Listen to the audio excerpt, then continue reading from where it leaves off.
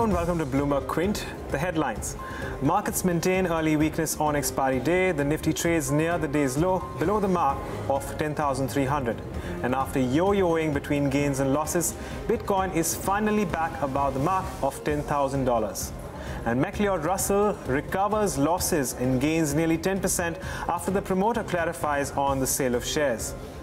And Reliance Communications had reached out to its Indian lenders in a bid to stop the China Development Bank from filing an insolvency plea, but to no avail. That's a Bloomberg exclusive. Those are your top headlines. I am Agam Vakil. Up next is Hot Money. Well, thanks, Agam. And hello and welcome to Hot Money on Bloomberg Quint Live, India's first digital live streaming business news service. This is the show which gets you a complete wrap of all these stocks buzzing in trade. And for a change, I'm your host today, Pradeep Pandya. Let's welcome our experts. Umesh Mehta of Samco Securities, Yogesh Mehta of Motilal Oswal Securities, and also Avinash Gorakshakar of Joindre Capital Services is joining us on the show. And well, you are familiar with all these names, but let's tell you which are the stocks that we are going to focus on today. We'll discuss Bosch, Alkem Labs, Siemens, CG Consumer, and IGL. So these are the 5 stocks in focus today. And let's begin with Alkem Lab, which has recently got a thumbs up from Motilal Oswal. And if you look at it, this stock is among a few names in Indian pharma listed company space, which is focused more on domestic. And probably, Avinash, that is the reason why it looks stronger than other pharma companies who are focused more on America or Europe. Yeah, exactly. I think, Pradeep, they have a very large domestic product portfolio. In fact, they market almost 700 odd brands, and they are largely present in the chronic segment, I think, which is growing very fast. In fact, the management has been quite upbeat that despite the GST, I think post GST blues, the top line is also going to recover. And most importantly, I think in the OTC segment, they are a small player now, roughly about 150 odd crores is the top line. But I think this is one area where the company is making conscious efforts to actually get more noticeable. In terms of margins and in terms of top line, our sense is, this stock is definitely not a momentum stock. It's an investment grade stock. And if one has a 2 to 3 year kind of view, this definitely is one of those stocks which can give a lesser degree of shocks as compared to the other companies in the pharma space, which have actually got a setback because of US regulatory kind of, flows. So definitely it could be a good stock. Even at the current level, valuations may not appear to be cheap, but looking at the kind of earnings growth and the kind of size of the business and the growth prospects, I would believe that yes, long-term prospects definitely look quite good.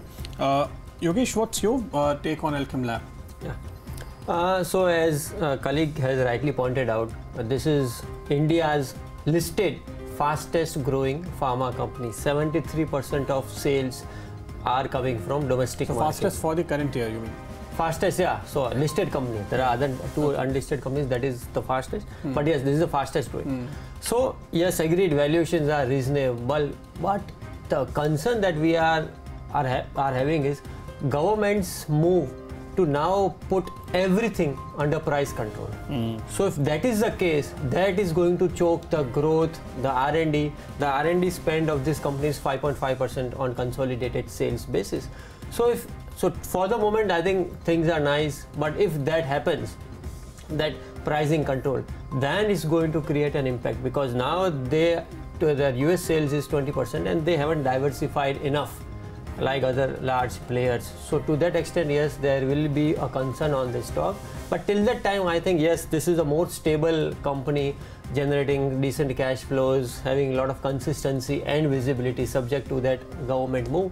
So on balance, I think the stock should be a part of investors' portfolio given the domestic play.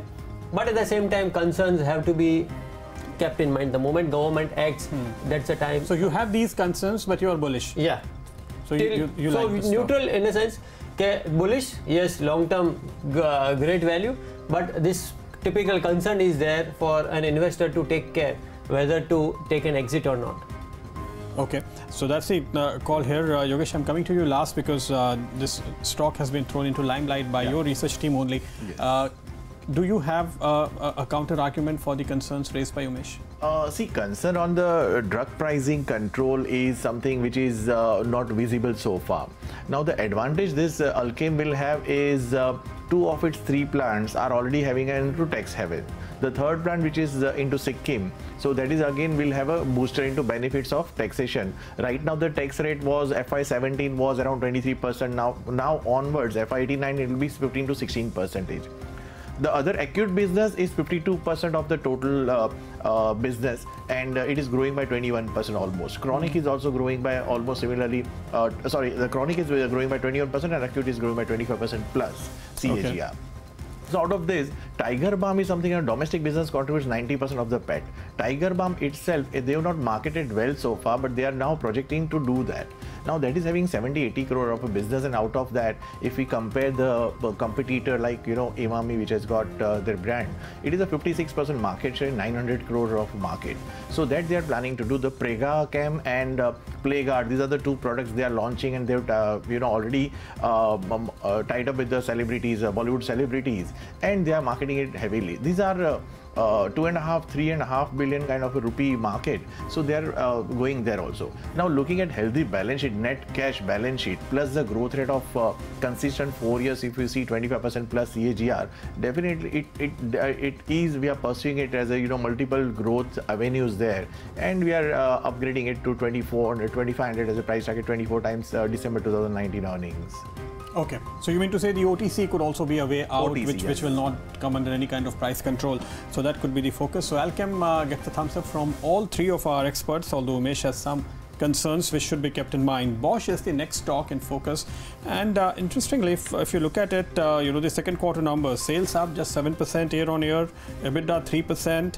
And PAT is in fact down 16%, but in spite of that, the stock has in fact moved up because market has now started discounting the EV foray, and Indian listed entity is likely to kind of lead it. Umesh, that is the kind of expectations we have. Do you think it's really time to discount the electric vehicle business? So that would be a little far-fetched, currently getting into the discount vehicle model. But I think yes, Bosch is a typically technology embedded company. They have a global R&D, and India is also an important part of that. And they will provide, they will keep on giving innovative solutions in terms of mobility, and yes, in automobiles in particular. They are obviously, any global company would really want to shift. If the new emerging sector is electric vehicle, they will. But currently, given that uncertainty and how and when and how much the demand will come, so to that extent, yes, the current valuations looks a little far stretched in terms of from a long-term investing point of view. But yes, 10–20% correction below would give a one cigar puff sort of opportunity for investors to really again enter into that stock.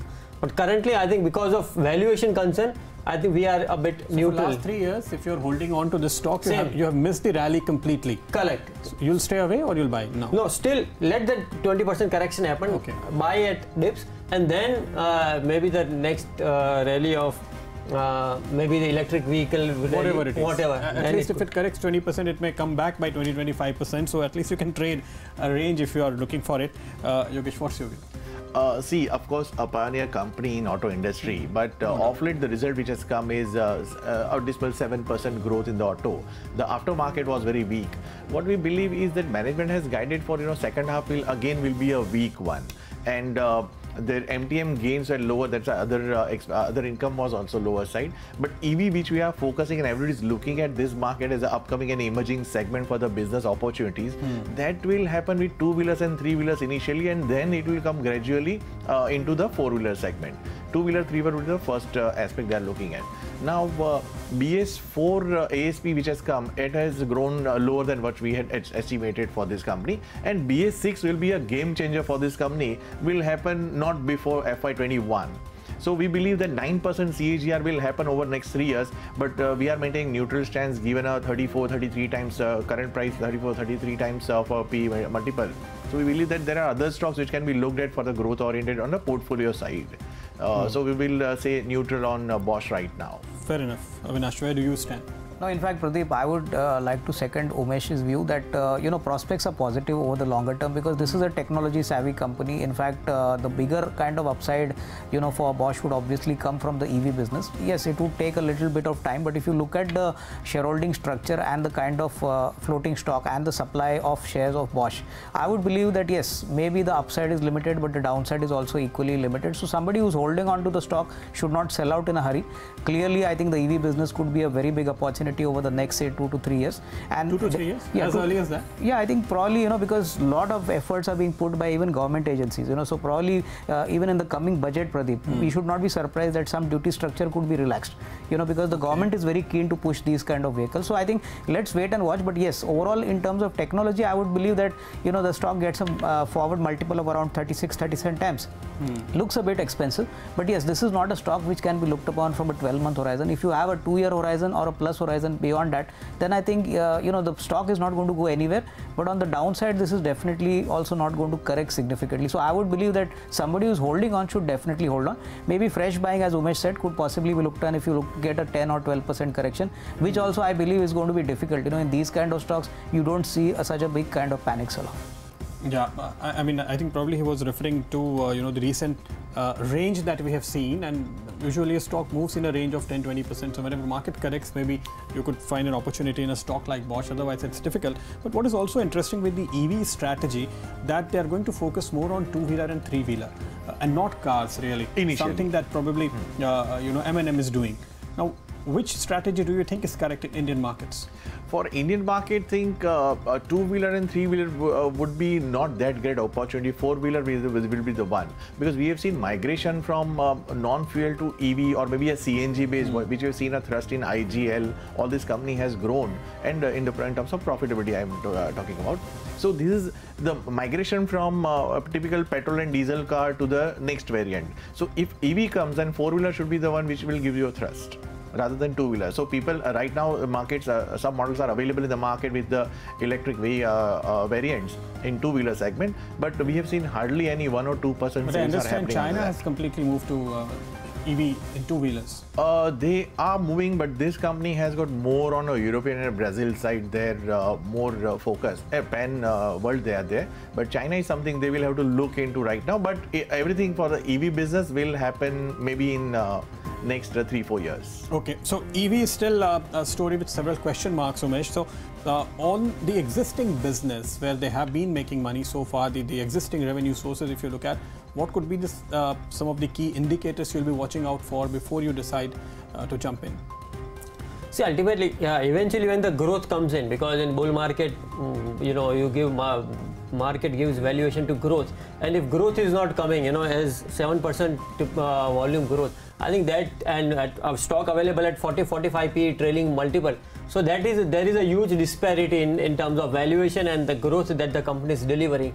So yes, to that extent, either the stock will underperform or the stock will correct, so that earnings catch up with the valuation. So that's why we are neutral, and one should wait for a correction or a downside before entering. Okay, so that is the view coming here. Bosch will have to wait, or you can get in at a decent correction in markets. That's the call coming from all our experts. The next stock on our radar is Siemens, and very much like Bosch, actually, it's a marquee name, a big global brand. But let's look at the numbers again. Siemens Q4 adjusted PAT grew just 2%. If you look at the consensus estimate, I think this was a miss by around 18% or so. So really disappointing. In fact, one of the brokerages, I think it was Deutsche Bank, came out with a sell call recently on this stock. Siemens, Avinash, what's your view? Do you think it's again a story which is difficult to play at current levels? Valuations are tough to sustain? I think, Pradeep, here clearly I would like to have a neutral call, although we are long-term positive on the company. But I think if you see the performance, I think 2% growth in profit. The only plus point was the order inflow, I think, which actually grew by almost 25-26%. The digital business also has seen a little bit of traction. But I think if you look at the management commentary, I think they were quite cautious at the analyst meet. So I would believe that yes, it may take maybe at least 2-3 quarters quarters before we see a stronger kind of earnings recovery. At best, probably the stock may not fall, but I would definitely not buy it at the current levels. We have a neutral view. We definitely will look forward to this company once the macro recovery, on the overall economy actually gets reflected very strongly, because Siemens is a clear play on the economy. So I prefer to wait. But yes, I have a neutral call currently. No fresh buying would be suggested. Okay, so that is interesting, Yogesh. 26% year-on-year growth in order book is really a positive surprise, but still analysts are not really factoring in a quick enough execution of that, looks like, because if you look at all the projections, they are still conservative.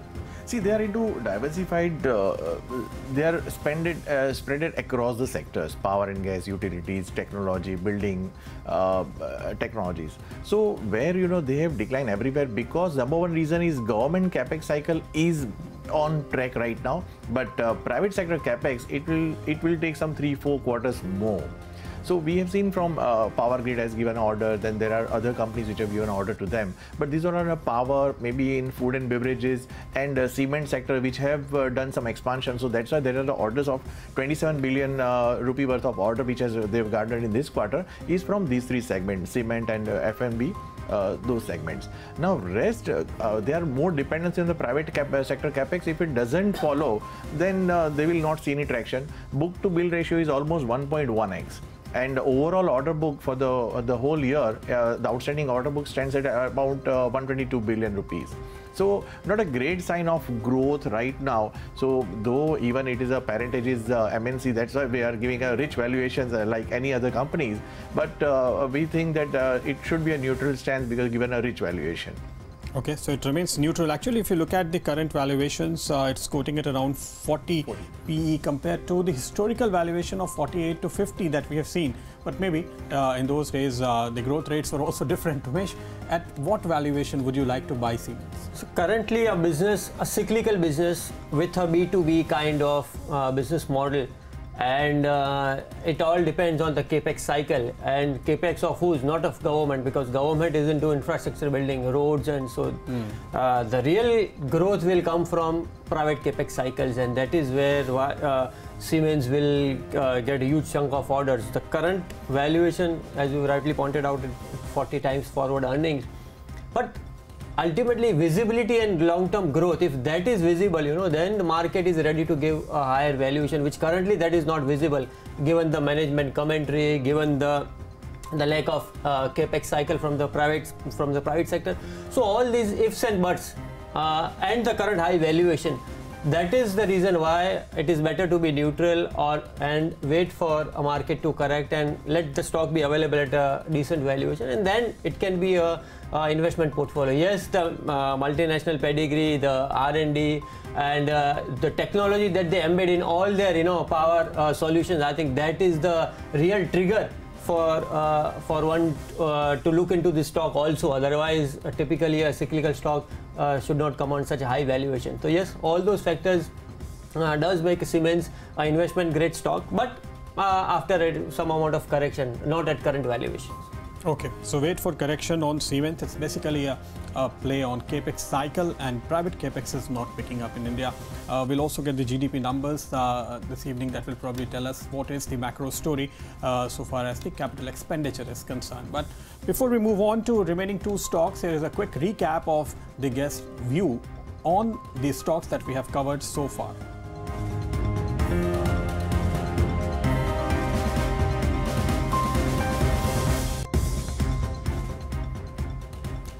Okay, so that's the view so far. Let's move on to the next stock, and that is CG Consumer, or Crompton Greaves Consumer. And what really sticks to you when you do a research on this is their latest innovation, which is a dust-free fan. So companies really focusing on innovative ideas in a market which doesn't really see some really meaningful innovation, so to say. I mean, people designing ceiling fans never thought of something like a product that the CG Consumer has come out with, and that is the reason that really excites investors as much as it excites the buyers. Do you think it will really pay off?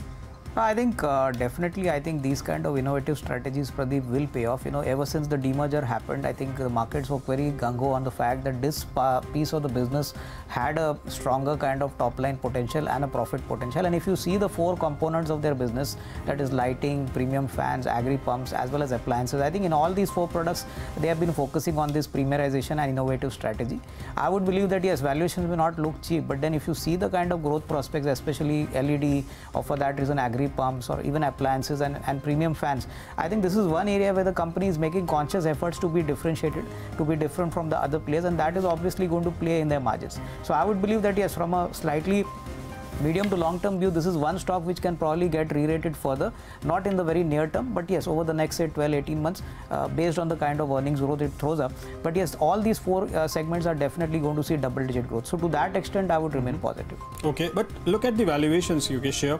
5% sales growth, 12% profit growth. That is the projection for the current financial, and we are just we have seen just 2 quarters so far, and PE of 46 as of now.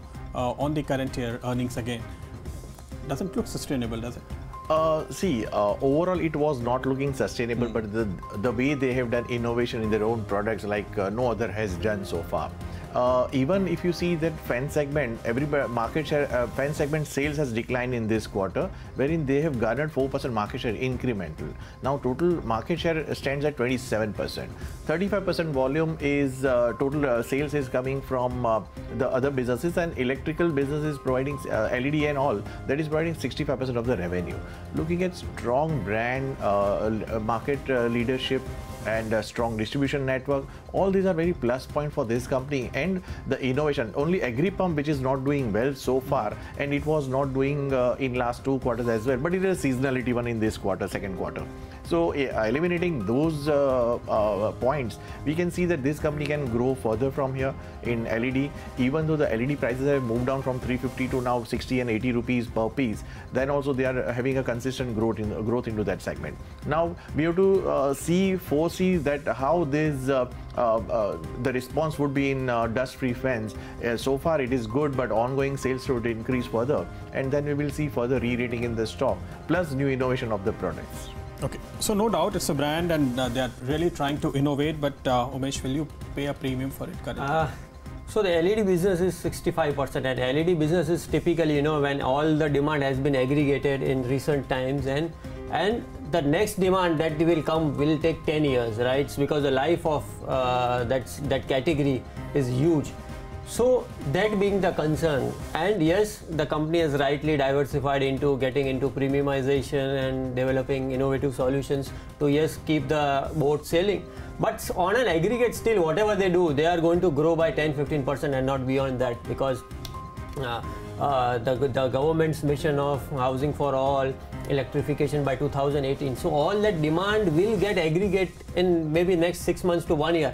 Then there will be a slowdown, and then that's on the premiumization will come in. But if you on a 3 to 5 year or time horizon, still the company is going to grow by or 15% odd, and given the high valuation, so that is a concern. But yes, Crompton is a strong brand, and that's why it is commanding such huge premium. But considering the LED business, that being the main focus, that demand will slow down, and that's why we have a concern that current valuation is high, and investors really need to wait for a decent amount of correction and let the P multiples at around 35. That would be a time to invest, and not at the current valuation. Okay, so that's the view. But the advantage on the affordable housing and all, the 27% market share in fan will have a greater market share into those, because the new sales will happen 27% incrementally for all those segments. Plus B2C is now, it has grown by 30% YOY. Though it is a minute one by 30%. So even if we see next 2 years, 3 years, which is now so you mean to happening, say if we wait for a few quarters, 2 or 3 quarters, the valuations would look. You can see much further re-rating, reasonable, and valuation will get tapered off. Okay. So you will see good reasons out there. Well, we are running out of time. So one last idea that we have is IGL, and I just read the reports, Yogesh, all the buy reports which have come out, including one from your house, is kind of looking for a double-digit volume growth for next few years. Is that possible? Yes, see the environment pollution norms which has come in Gurugram and Delhi and NCR region. So if it will propel growth for these companies further, and we have seen migration, as I mentioned, that private cars conversion and the aggregators, they have converted their vehicles from typical petrol and diesel variant to now gas. So that is driving main volume. 17, this time we have seen after 4-5 years that the gas volume has incrementally gone up by 7-8%. Otherwise it was very tepid, 1 or 2% or almost flat. So that will drive the volumes henceforth from here. Plus the other advantage would be that petcoke and other will also be a good reason for them to grow from here. If there is got ban again into the cement companies and other, then again that CNG and PNG, this will be a beneficiary one. So what we believe is that global peer companies are almost at the similar valuation, but we would like to give premium to these companies than the global peer companies, and that's why we have re-rated. Now IGL has got internal CUGL and MNGL is the subsidy company, which is also giving 50% of the profits into this company. So putting all together, we have re-rated the overall into the gas sector. So I think there's a strong case, and we are running out of time unless there is a counter argument. No, this is a typical stock, wherein if we buy and we can, if the stock market closes for 10 years, still you will be safe, you won't be bothered in this stock, because that's the kind of category. Because gas will not be able to, you will not be able to transfer gas on internet, right? So yes, long-term visibility, sustainability, and it's a P re-rating multiple exercise. I think so. IGL will keep on moving higher and higher. Given the growth and the possibilities. The consensus buy as far as IGL is concerned. And before we say goodbye, let's have a look at what our experts have told about the stocks that we discussed today. Here is a brief summary.